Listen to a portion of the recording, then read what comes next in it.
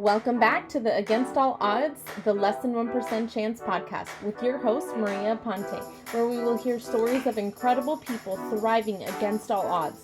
And my hope is that we can all see how life is always happening for us, even when we are the less than 1% chance.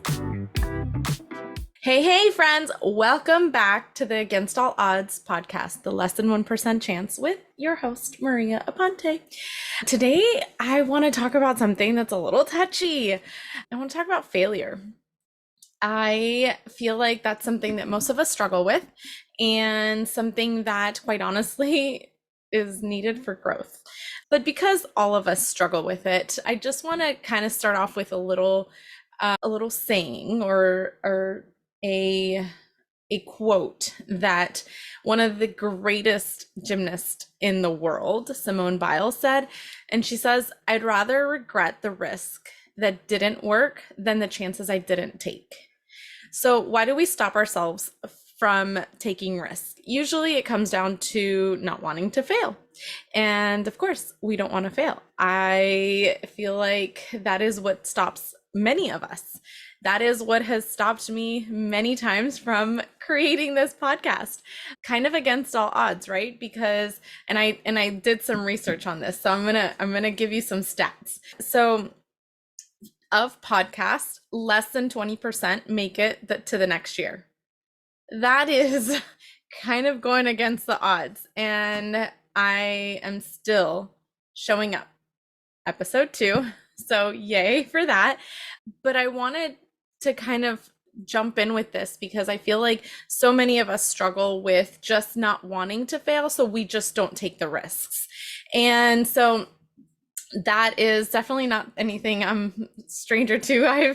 I feel like I've stopped myself many times from just taking the risk of pushing past all of the crazy limiting beliefs, all of the fears of failure, all the fears of success, because then you feel like failure. But I feel like, just like I mentioned in episode 1, and I will mention probably a million times going forward, life is always happening for you and not to you. It's really, truly the way that you look at it and have it, the perspective that you can see in life and situations and circumstances and failures and taking risks and successes and all of that. It always happens for you.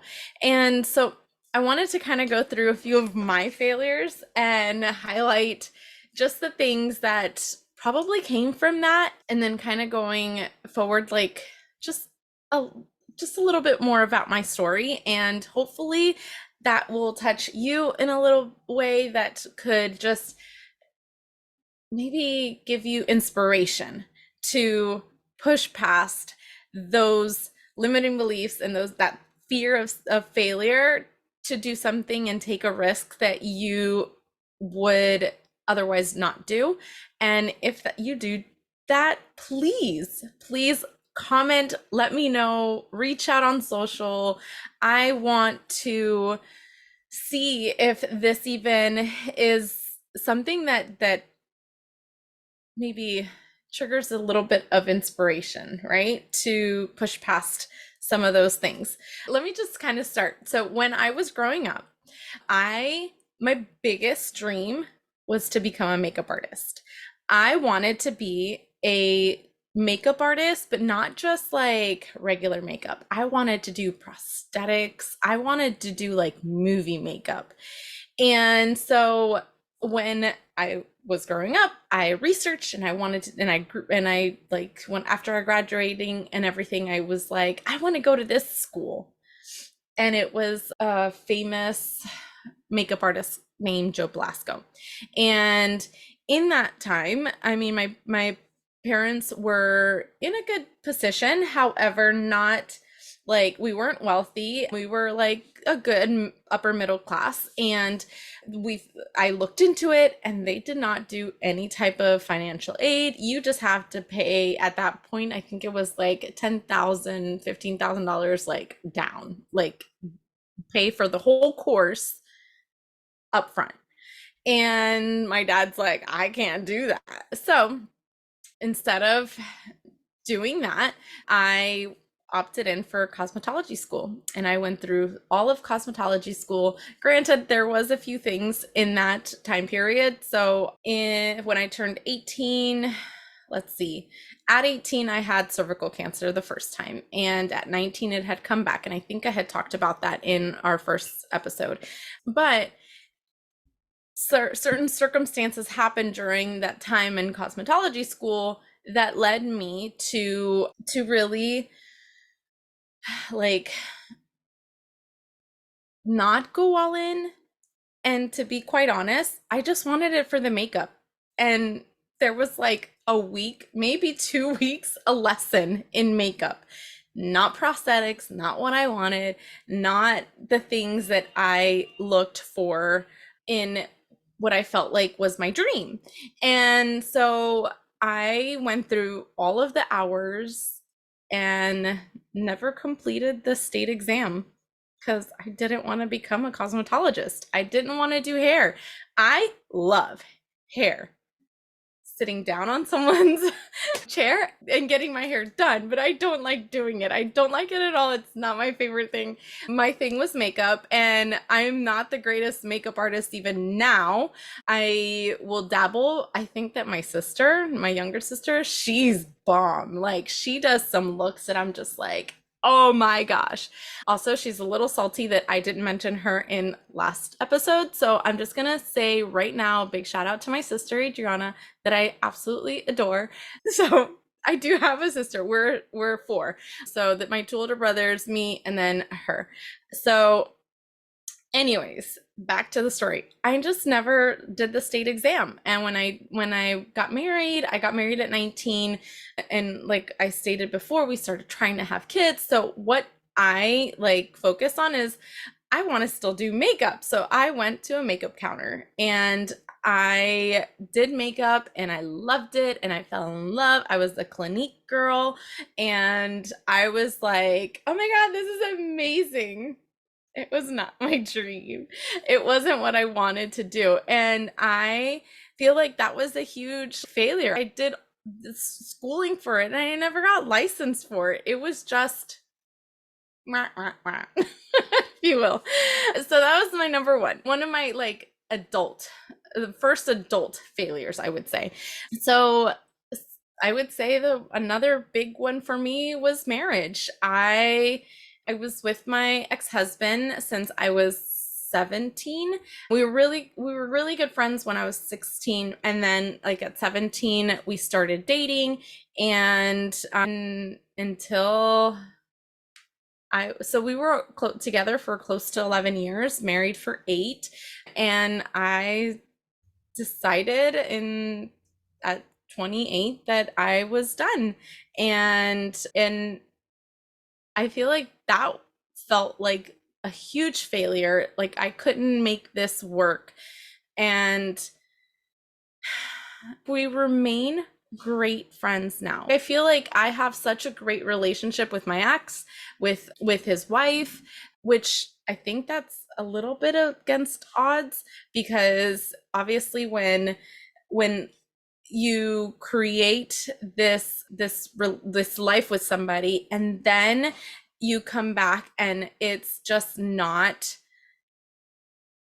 maybe what you expected, and you feel like you failed, and then you feel all these emotions and someone new comes into the picture and you're like, wait, no, what? How are you making it work with her and you couldn't make it work with me?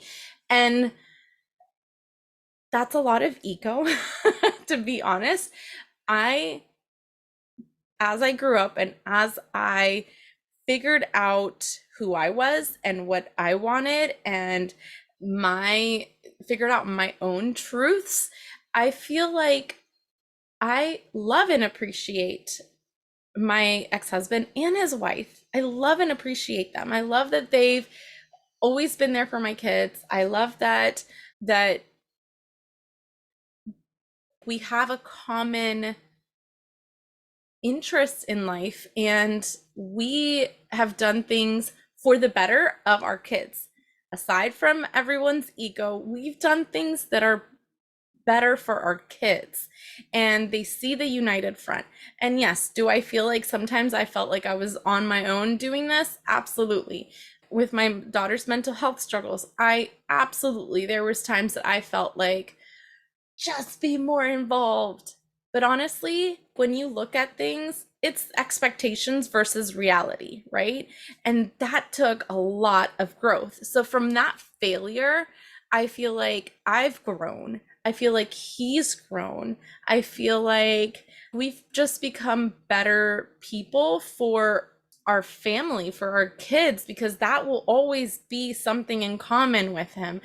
And when my son was in the hospital a few months ago, maybe like a month and a half ago, he had this really bad eye infection, and he came and just spent the day with us, and him and I had great conversations. And I just love that I will unconditionally always support him, as I know that he would for me. And we have just this amazing relationship with the thought of our kids. And so from that failed marriage came a united front for our children, no matter what. So there was that, okay, believe me, ego got in my way many times. And that first year, I was like, who are you, Maria? Because this is not who I want to be. It was just, I was growing through the hurt and the struggle and all of the things, right? So I feel like that's made me who I am. I feel like not reaching my dreams as a child has made me who I am. It has still kept me dreaming, but it's made me who I am. I was, I want to say 23. Let's see, because I had my son, and I had him at 22, turned 23. Yes. So at 23, I went back to work after my son was 6 months old, and I hated the job. I hate it. I cried every single day. Leaving my daughter, I hated it. It was an incoming call center, and it was a third party verification company, right? So anyways, hated it. However, I was in the parking lot one morning, and I was looking for a parking space and getting ready to find one. Someone backed into my car, and I was like, what? And it was probably one of the best accidents I've ever had in my whole entire life. The person that backed into me owned a company on the fourth floor of the same building. And I love our story, so I feel like I'm going to relish in this. He was this like soft-spoken, very sweet looking man, and older than me at that time. I was 23. I would say he was probably either late 40s, early 50s at that time, maybe, but just older than me, right? So sweet man, kind of remind me of my dad for whatever reason. And so he was like, oh, I'm so sorry, I was on my way to the airport and I was running late, and I didn't see you. And he backed into my car as I was looking for a parking spot. And I was like, okay, I didn't know what to do. I was gonna be late for work and all the things. And so he gives me his card, which I still have. And he was like, get an estimate. I'm running late it's an international flight, so I'm running late. Get an estimate and take it to the fourth floor. And here's my card. I'm the owner. I'll get it taken care. I'll get your car taken care of, blah, blah, blah. And I was like, okay. So I go up to the fourth floor, and I'm like, oh my goodness. It was everything. So when I was kind of backtracking, when I was 19, I tried to become a flight attendant.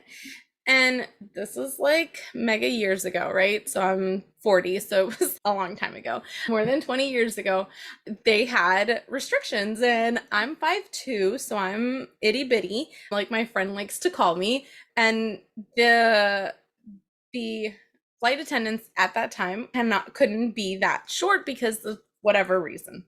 Whatever.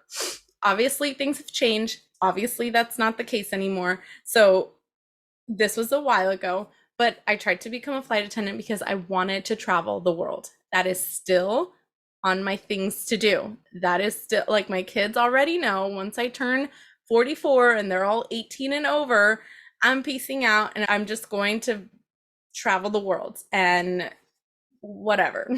You do you, boo boos. I'm gonna go. Anyways, so that was kind of my thought process for, so when I go up there, right? I go to the fourth floor. I'm on the third floor. I go to the fourth floor, and this is a travel company in the same building that I'm at, the job that I hate. Oh my gosh. I need to see if they're hiring. And so I go to the receptionist. Hey, I'm here to bring this for the owner, blah blah blah. I give her the card, and so she gives it back, and she's like, he's still on a business trip. Let me hold on to this. I'll put it in his mailbox, and he'll get back with you. And I was like, okay. I'm like, great. My car's never gonna get fixed, and so he calls me up 2 weeks later and he's like, I'm so sorry about everything. I was on a business trip on an international flight and I couldn't just stay there. And so I was like, no worries. It's fine. As long as my car gets fixed, I'm okay. And so he gets a check cut to fix my car with the estimate and blah, blah, blah. And I just sit down in his office and I was like, are you guys hiring? And no shame. I'm like 23 years old and I'm like, I'm ready to not hate my job. So I was like, are you guys hiring? And he's like, well, you should ask the receptionist and she'll give you all the information. I was like, okay, cool, thanks. And so I go to the receptionist, are you guys hiring? Because I want to work here. And she's like, well, we work through a staffing company. Here's the information. Contact them. They'll get back to you, blah, blah, blah. And I'm like, okay, great, perfect. So I get the card of the staffing company and I contact them and I send them my resume and all the things. And in the interim of all of this, I'm walking out to lunch a few days later, and walking in from lunch is a kid that I went to middle school and high school with. And I was like, dude, how are you? Oh my God, it's been forever since I've seen you. To be honest, it had been maybe 5 years, but that's pushing it. And so I was like, how have you been? Blah, blah, blah. He's like, oh, I'm the senior product manager for the company that I wanted to work for. And I was like, oh my gosh, are you hiring? And he was like, yeah, send me your resume. And so I send him my resume, and I think he might find this funny. And this is just because I know him better afterwards. I could probably assure you that he got my resume and he was like, delete. Because I remember, obviously, I got the job later. I remember like him deleting emails and then he would announce it. He was like, delete. So, anyways, I heard from the staffing company and I had an appointment with them. It was a few days away. And so I met up with them, and then I think I had to come back for an assessment. Great. I went for the assessment and I was at work, and sometimes because it was an inbound call center and if calls weren't coming in, we colored, and I was coloring, and the cleaning guy was like, hey Maria, and I'm like, hey Jose, how are you? He's like, how have you been? I'm like, great. I've been trying to get a job up there, but they have not gotten back to me. I sent my resume to this guy and I went to the staffing company and nothing has happened yet. And he's like, oh, give me your resume. I know this really great guy up there. And I was like, okay, sounds good. I print out my resume at my job. Oh my God, who am I? I print out my resume at my job and I give it to him. And days later, I get a call. And he's like, could you come tomorrow for an interview? And I'm like, yeah, absolutely. Oh my gosh, here we go. So I come back the next day and I go for my interview, and he is the greatest, so sweet, awesome guy. And we completely hit it off. And I was like, yes, I have a job. I'm thinking in my brain, I have this job. And he's like, I'm gonna introduce you to who would be your immediate reporting supervisor. And I'm like, okay, yeah, sure, absolutely. And so I'm sitting here and he's like, hey, so and so, come in. It's the guy that I went to middle school and high school with. What? What are the odds? Well, that's what it was. And so I remember walking in. I'm like, no way. And I remember he was just like, oh, like, whoops. Because I think he deleted my resume. Anyways, so I get the job, not through the staffing company. I was probably the only person in that time period that got hired immediately. I was so excited, super grateful, blah, blah, blah. And at that time, I didn't know anything about this. I didn't know what they did. I didn't know anything. I knew in the interview kind of what they did, but I was no clue what I was doing. And I remember my first day at the job, my supervisor was on a business trip. I was given to someone to train me really quick. And then I had a list that I had to call and get renewal contracts for. Okay, great. So I make my first phone call and the guy's like, oh yeah, what allotment do you want for the renewal contract for the next year? And I'm like, I don't know, let me double check. I put my foot on mute and I'm like, hey, lady, the one in front of me, what's an allotment? And so I went completely moldable and fresh into that job. And little did I know that that would become my career. I was in that career for 11 years and I grew and I cried, and it was probably one of the most fulfilling climbs that I've done, because I literally went from knowing nothing, having no type of hospitality industry, anything, to I was one of their highest paid directors 11 years later when I was let go.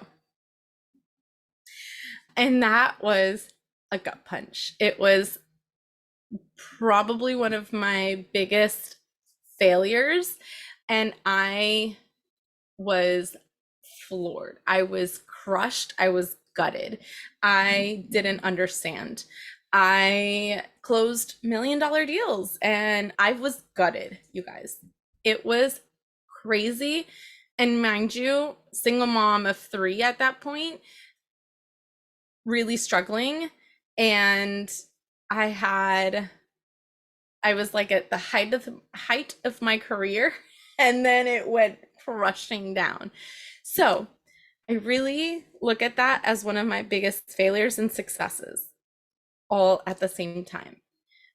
However, when they let me go, I had offers come in, but it was like half of what I was getting paid for.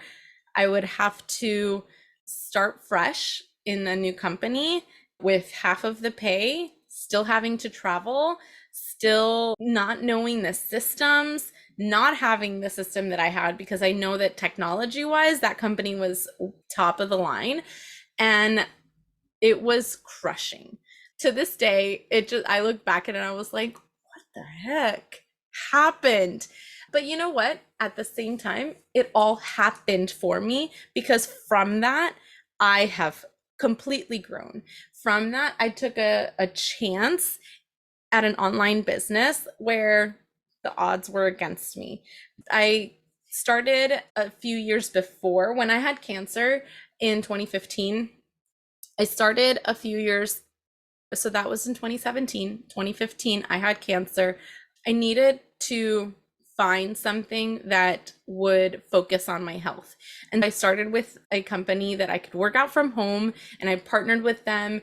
And so it's a multi-level marketing company, and it completely changed my life. It changed my perspective. It has brought me to this level of continuous growth and this level of continuous work on myself and this level of positivity and learning that life happens for you and not to you. It has brought me to all of those things.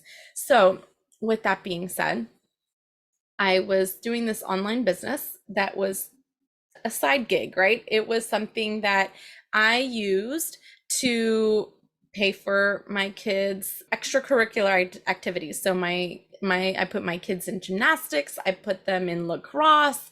I was able to do groceries and pay my car without having to take from our regular monthly budget. So it helped. It was supplemental income, and I was pumped. Like, this is awesome. Like, I get my good paycheck and then I get my side paycheck, and all of this is all good. However, if anyone is familiar with MLMs, so multi-level marketing companies, network marketing, however you want to put it, 50% of representatives or partners or whatever drop out within the first year. I was already 2 years in. And then maybe a minimum of 90% leave within 5 years. That's like leaving 10% out there, right? And I'm already in year 8. Well, I'll be in year 8 starting in August. So that being said, I've beat the odds with that. So when I was let go, I decided to go all in on my business, my online business. 10 to 20% of online businesses fail in the first 120 days. So I've already beat the odds there. I've already been against the odds, and I've already pushed past those failures. And so instead of going and like traveling again for a week out of the month or 2 weeks out of the month sometimes that these other companies were offering with half of the pay that I was getting, I was like, you know what? I'm going to stay home. I'm going to figure this out. I'm going to grow a team. I'm going to push myself to make it on my own, be my own boss, not have to worry about being away from my kids. At that time, my oldest daughter was really struggling with her mental health. And I want to say that I spoke about this a little bit, but if I didn't, she struggled with her mental health from the age of 7, but that time period was really, really tough. She's teenage years and like preteen to teenage years, and it was so hard. And it's crazy that this happened when it did, because again, life happens for you and not to you. That's when she needed me there the most. That's when I felt like I was a failure as a mom, because I couldn't be there all the time because I had to travel for work. I remember when I left, I was halfway through my yearly goal. My yearly goal for that time for the area that I was the director for was $44 million for this company. And I was already halfway through, and it was June. So I was on target to hit those numbers. And I had so much on my plate, so much.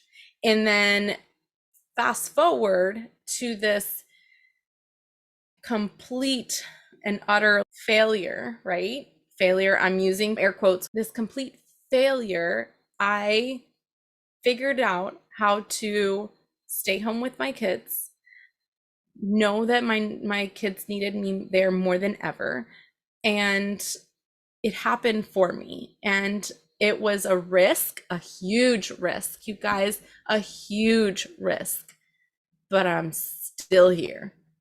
And my kids are healthy and happy.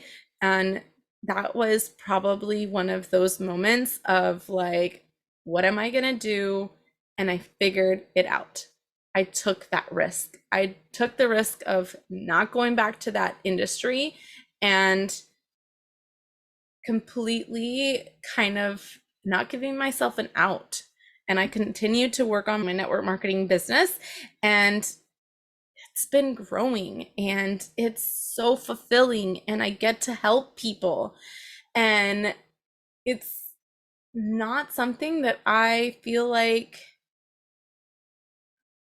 don't feel like I failed. Have I not hit goals? Absolutely. Absolutely. Like on a yearly basis, I haven't hit my goal. However, I've continued to grow every single year, which is freaking awesome. And I see my team growing, and I see people changing their lives and getting healthy, and that's just powerful. It's given me some different purpose that I wouldn't have been able to find if I would have been in that industry still, in that part of the travel industry still. Don't get me wrong, I still want to travel the world, so I got myself a part-time job that I work from home at JetBlue because I get to travel with my family, and it's at either minimal cost or no cost. And I think that that is fulfilling that part of my dream. And with my online business, I fulfill the other parts of my day to day. And it's fulfilling work. I get to literally help people figure out that they need to put their oxygen mask on first, because that's what I learned how to do. And it's so powerful. From that failure came one of my biggest successes. It gave me purpose. I found purpose through this, through my life story. It showed me that life happened for me and not to me. And it's just maybe an encouraging thing that I can look at to take more risks. So I create a podcast, and am I nervous about? I'm going to say excited. I'm excited for it, right? Because it's the same chemical reaction in your body. It's whatever meaning you give to it. So instead of saying I'm nervous, I'm excited to see where it goes. And I want to be here next year, and I want to beat the odds. I want to go against all odds and like crush it. And it feels awesome that I get to do this. I get to do this.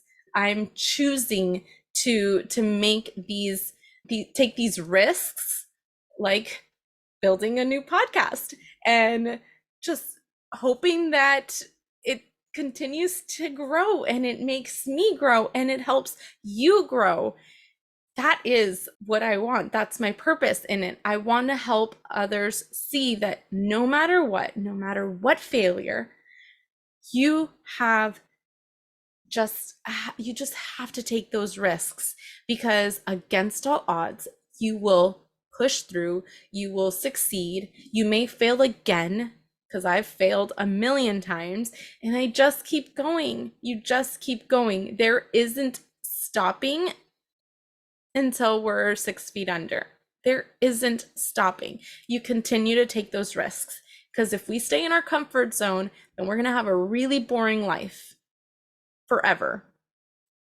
If we stay in our comfort zone, we are going to not grow from the risks that we take, from the failures that we experience. We're not going to grow. And who wants to just stay in the same old place? Maybe somebody, but I wish many failures and successes for people. We're getting prepared to go to our annual convention for the company that I partner with.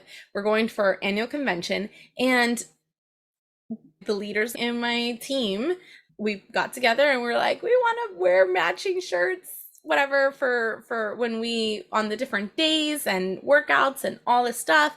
And oh boy, that was tough. We learned some lessons, and we learned to fail forward, and we know what to do better next year. It's tough. ordering 100 shirts that have 4 different designs on it and getting our team all ready for it. It's not easy.